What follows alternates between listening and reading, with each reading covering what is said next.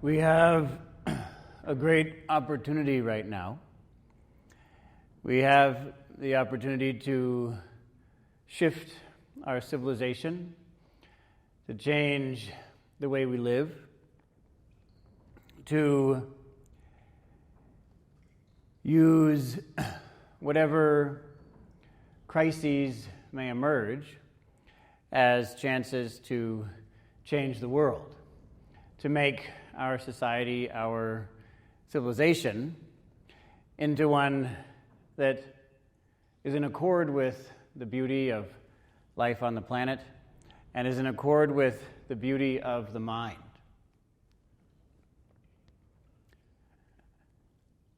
Of course, when we consider crises, such as the crisis surrounding the coronavirus, the first thing that we consider is difficulty and struggle and pain, perhaps death.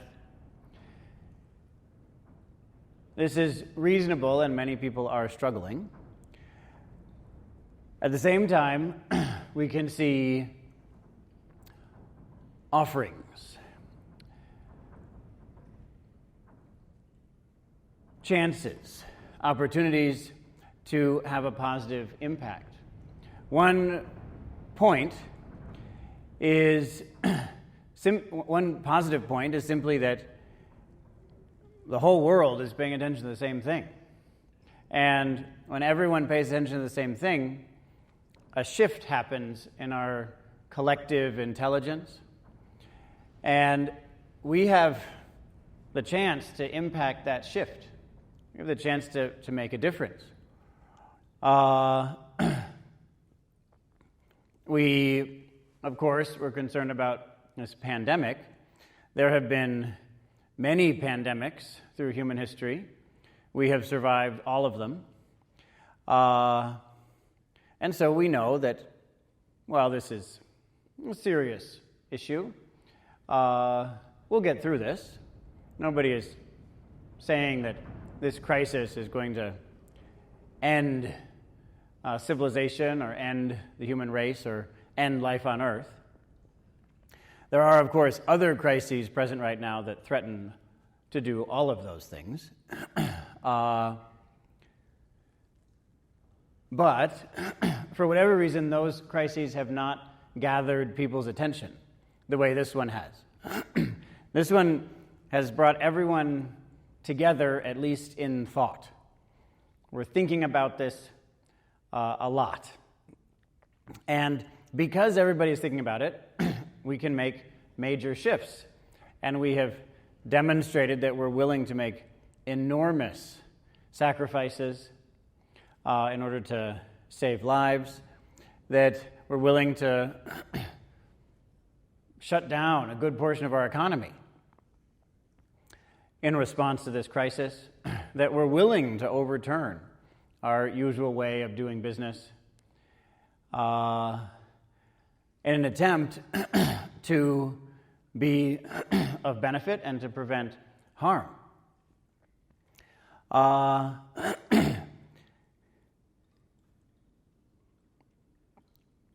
I'd suggest that a good part of this, a good part of the reason that we're able to come together around this, is that we have been through so many pandemics in the past.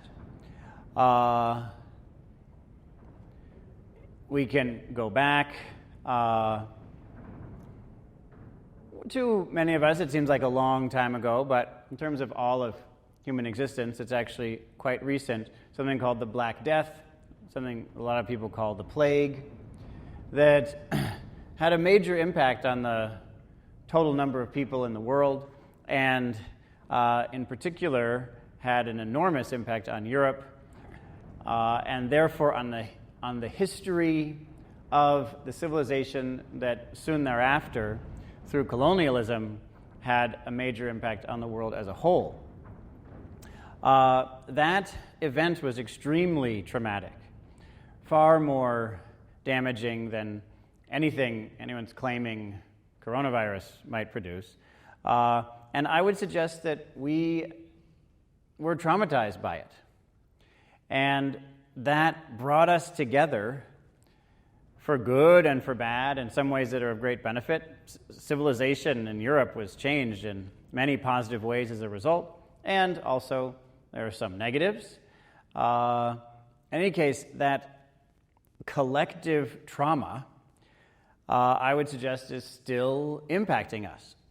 That time and other major events such as this have shifted the way we see our lives, and we're willing to take action when we see something come up like this that is as frightening as these pandemics have proven to be.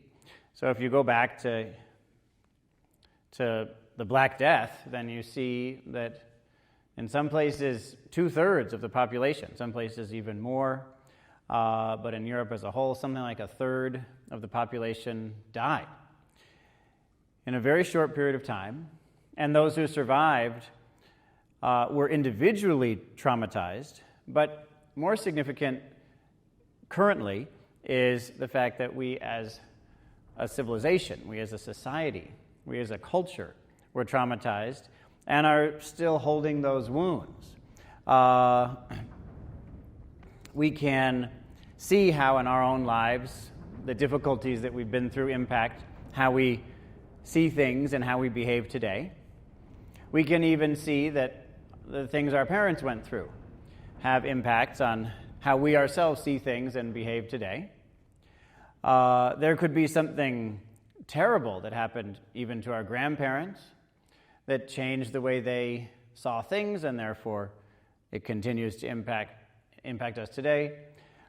And if we go back to this is the Black Death, even though it was hundreds of years ago, one of the most traumatic events of all of, well, European history anyway,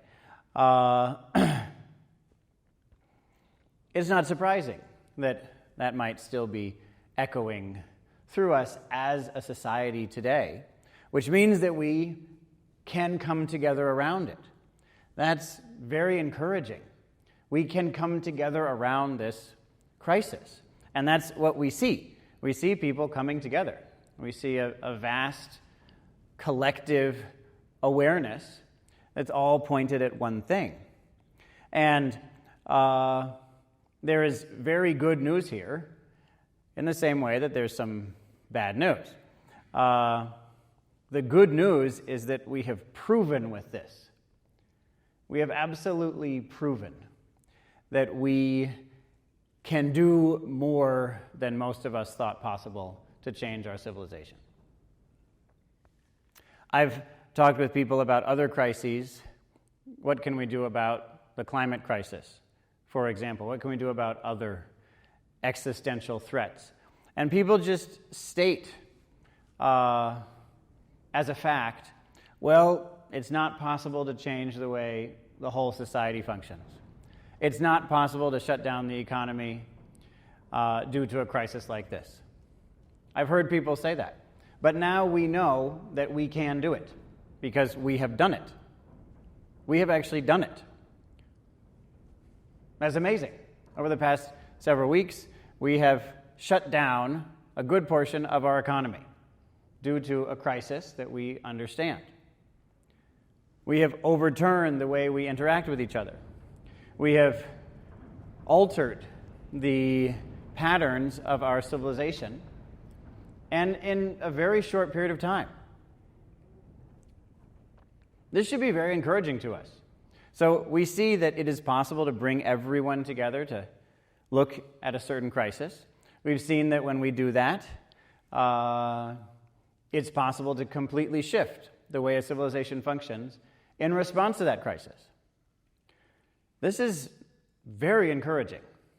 What is less encouraging is that this crisis, the coronavirus, relative to the other crises we have, to many crises we have nowadays, it just isn't very serious, which I know may seem crazy and offensive to many people, but how many people could this really kill? I don't know, 50 million or something like that if we didn't do anything about it is a number I've heard people throw around, but some number in the tens of millions. How many people can other crises, existential threats, kill? More than 100 times that many, which is to say everyone. If we're frightened of this, which many people are, I talk to people often who are quite frightened, well, we should be at least 100 times as frightened, let's put it that way, of these other issues. And I would say actually much more than 100%. Much more frightened. Well, I guess not 100%, 100 times. Should be 100 times as afraid, but I would suggest even more than that. Because this virus, even if it killed all the human beings, it would still just kill the human beings. But the other threats are far more frightening, because there are many other living things on the planet who are being impacted by things such as the climate crisis. And so the good news is we see that we can make major shifts. And this is important for us to repeat in our minds and to each other again and again. This is proof that we can completely revolutionize our civilization in a matter of weeks. We can do it. We have now done that. We can no longer deny that we can do that. That's an available option to us. It's somewhat more difficult, of course, because we've already been through pandemics again and again. We understand what they are. We understand what they are emotionally. And most important, we understand what they are in our collective intelligence emotionally. So this emotional collective intelligence is very important for determining how people behave. And we have that in us. We have this collective emotional trauma from disease over the millennia, and longer, actually. It's difficult for us to understand that because we've been through that so many times, we're able to respond to it. But in the same moment, because we've been through that so many times, we know it's not an existential threat. We've been through disease again and again, and here we are. We survived it. Something like the climate crisis, or various emerging technologies, nuclear war, these are not issues that we have survived again and again. And yet they threaten us at a level far greater than the issue of this virus, or in fact, disease in general, which should be mind-blowing and even better, heart-blowing, should blow up our hearts, because we realize that there's something else we need than mere information in order to shift the way we live. We need a way to respond emotionally and collectively emotionally in order to bring forth action. And so, how do we do that? What is it that we do in order to achieve that? One of the most important things that we can do is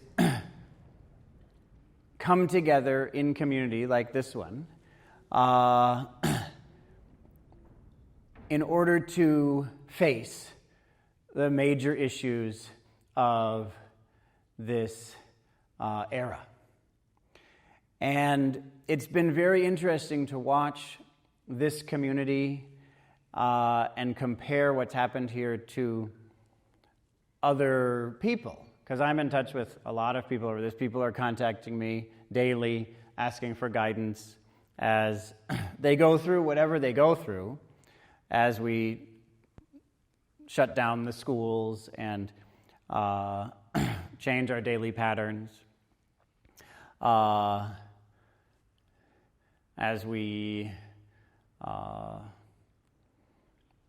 change the way people die, for example.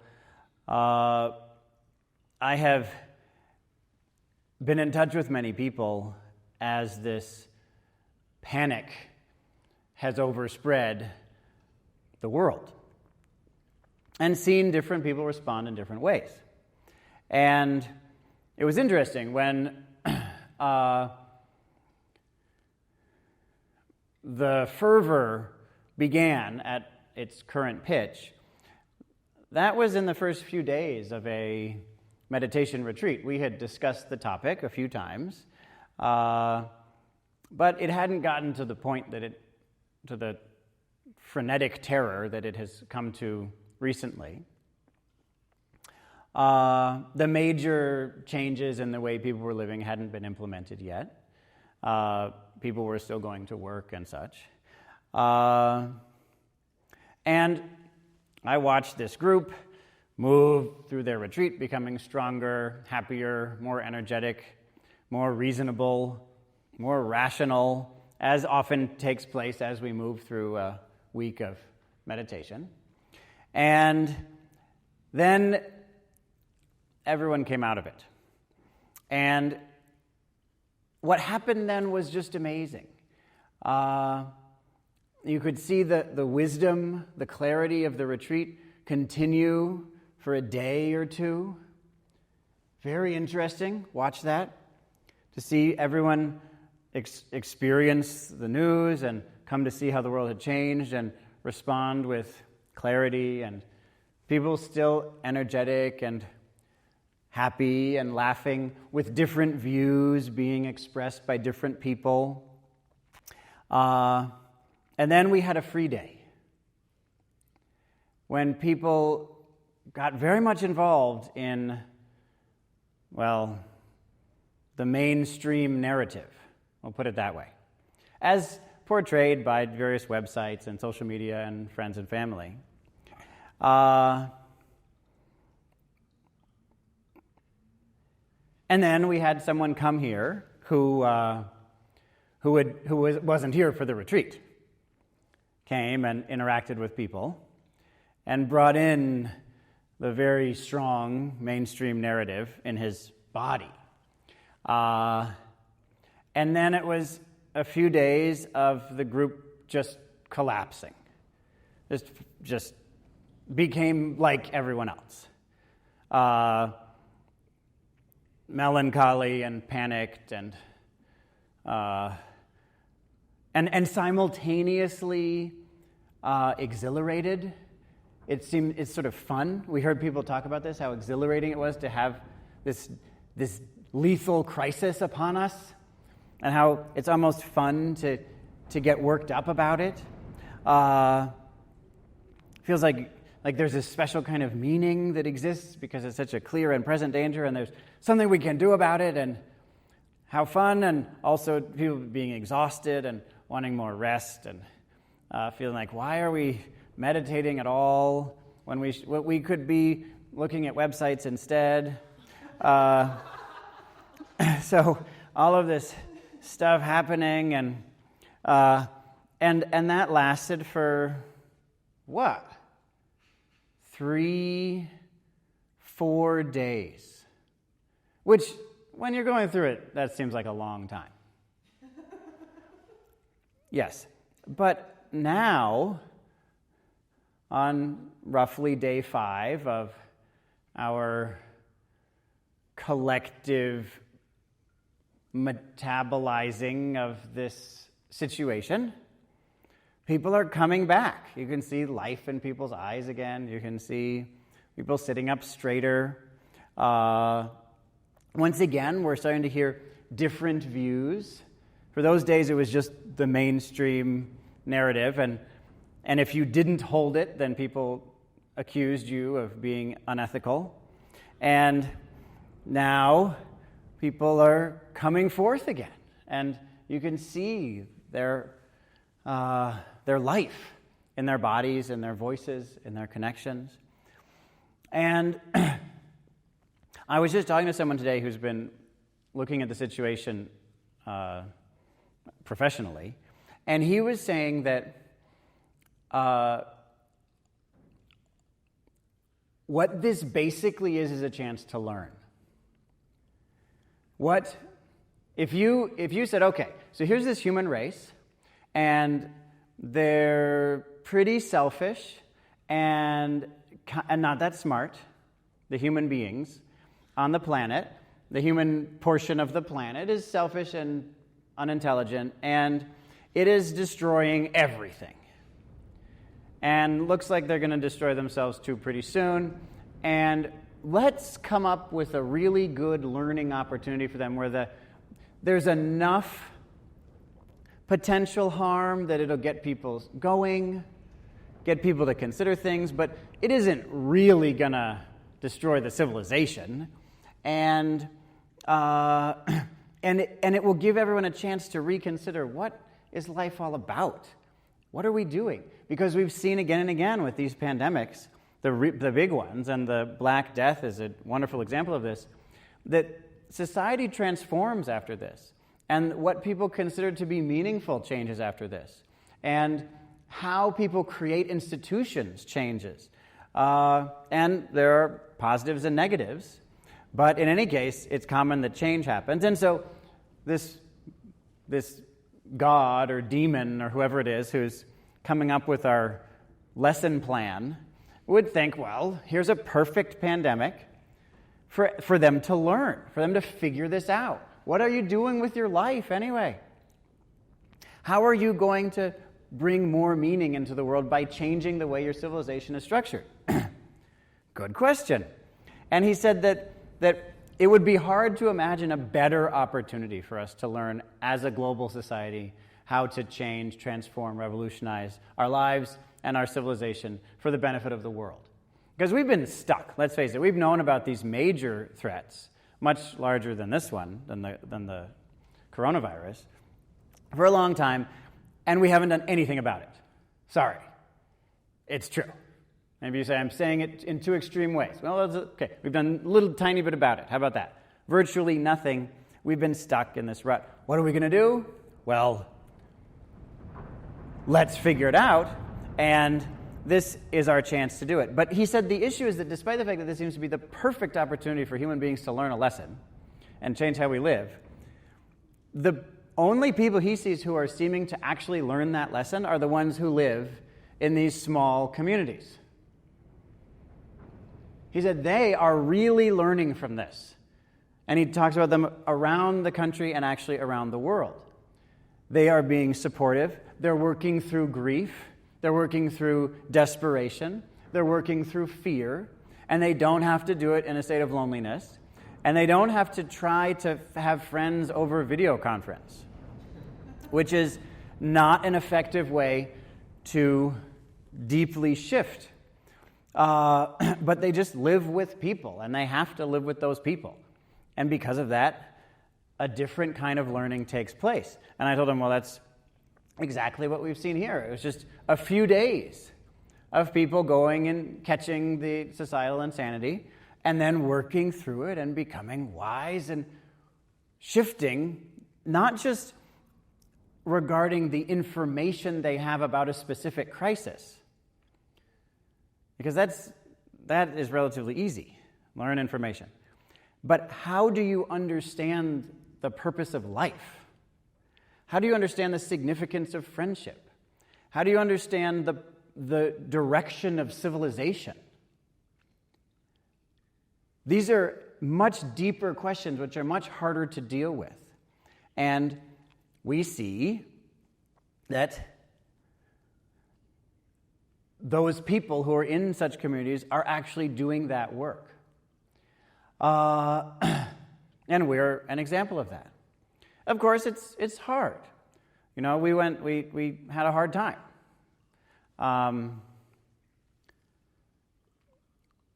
It's been interesting to watch how our civilization has been willing to so completely surrender to the powers that be in this crisis.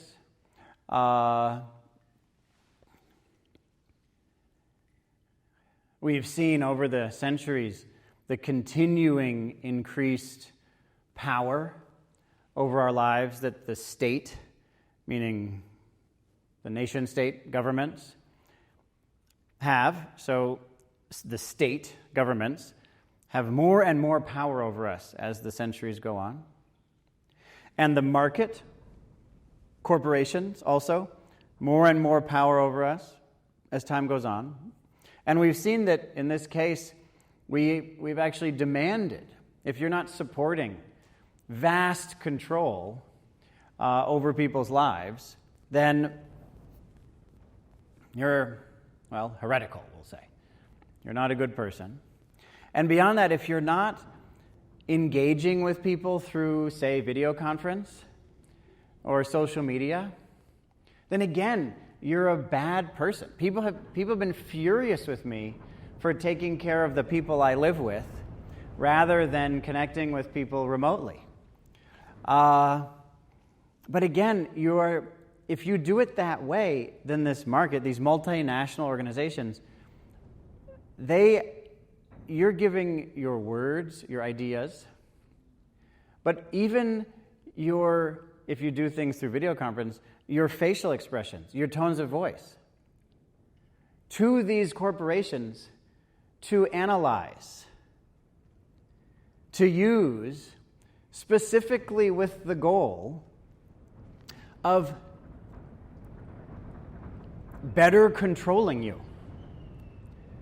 That's what it's about. That's the goal. All this data is used to more effectively manipulate people. And people are saying, if you're not on board with these sorts of control, if you don't engage through a video conference, then you're unethical. There's this kind of willingness to hand stuff over. Now here we had a similar thing. We had the coronavirus committee, which for a few days seemed to have absolute unquestionable power here. They could say anything and everyone would say, yes, I'm on board. And you heard people on the committee say, the coronavirus committee says this, so there it is. It must be so. And everyone sort of ducked their head and said, oh, we're so sorry for questioning your supreme authority. It won't happen again. But it's not true. It did happen. And now there's a sense of community and connection and conversation.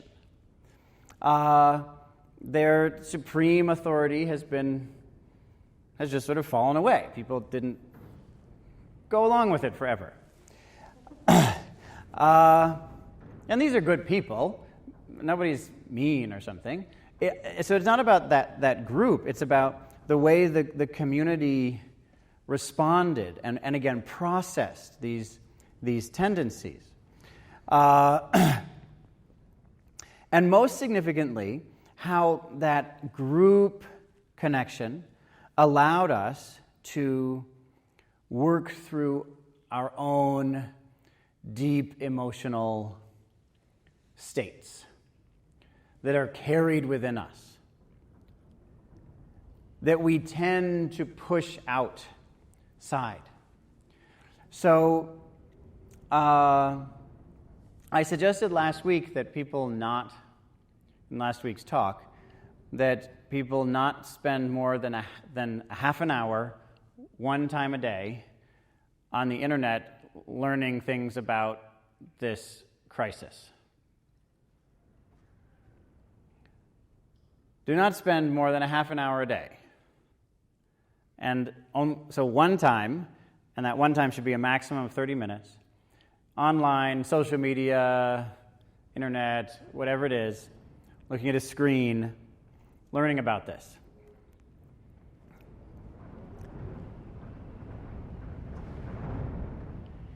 And why is that so important? Well, again, I was talking to someone earlier today, someone else, because I'm talking to a lot of people out there. And I mentioned this, and this statement. I said, this is what I'm recommending to people. And she just said, that's impossible. She She said, maybe in a monastery. Maybe. I'm not sure. That just seems that's not feasible. Only one time a day for no more than 30. No. I can't see it.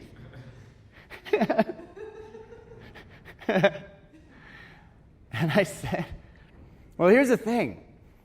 I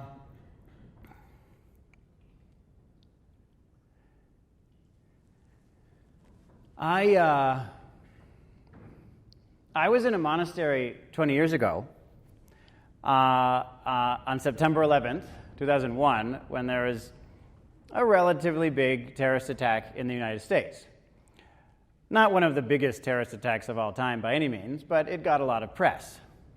And I watched people traumatize and re-traumatize themselves as they watched this stuff on television and such. And I didn't have to go through it. I was in a monastery. I was very fortunate. And we saw what happened when people traumatize and re-traumatize themselves. We see that then we decided that in response to a few thousand deaths, we would cause a few 100,000 deaths.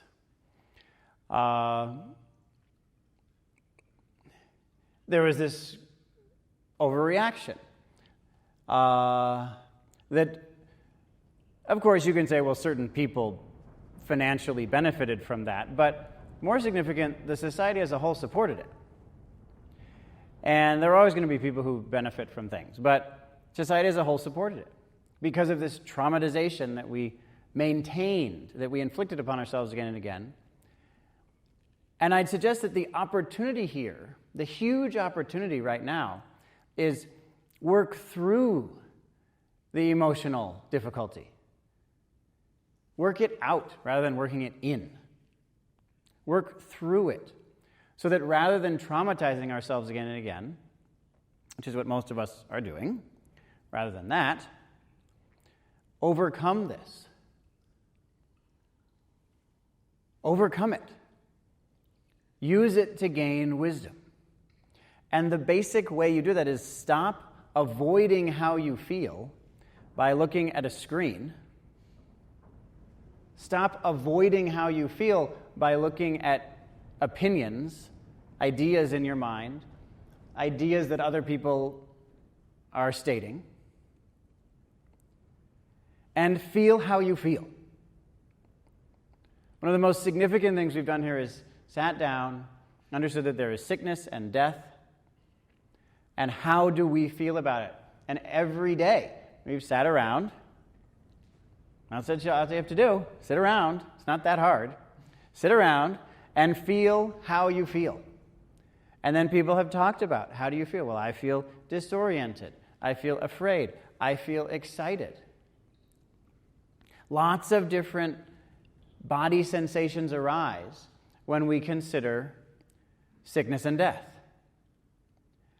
And what we do is we take the time we would have put, which I think for most people is hours a day, in front of a screen, inflicting emotional harm upon ourselves while simultaneously avoiding emotional experience by turning our attention outside again and again and again to information and opinions, or just turning our attention to our ideas in our heads and our own opinions.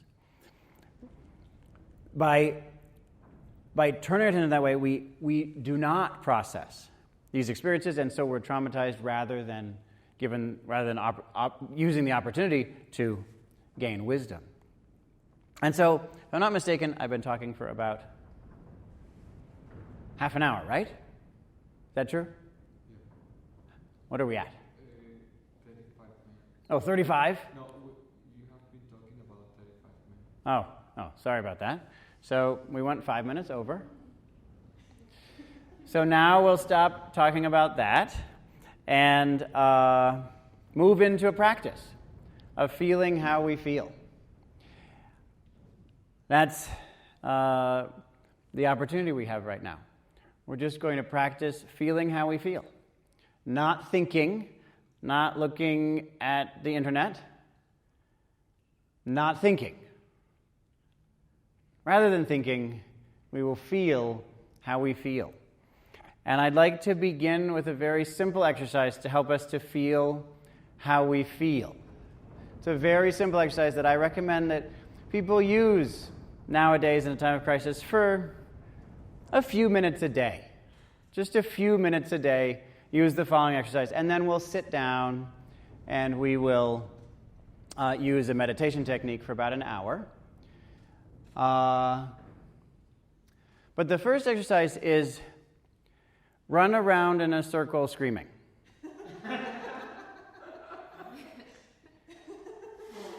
Just run around in a circle, waving your arms and screaming. Because that's what we're feeling, let's face it. And we're not acting that way. We're holding that in and not behaving according to our feelings. And so we end up collectively doing that. We're collectively running around in a circle screaming. Rather than just ourselves being willing to grow up and express ourselves. Express how we're really feeling, which is run around in a circle, waving your arms about, and screaming. So we're going to do that for a few minutes right now. I think you'll feel much better at the end of this. We'll just try it.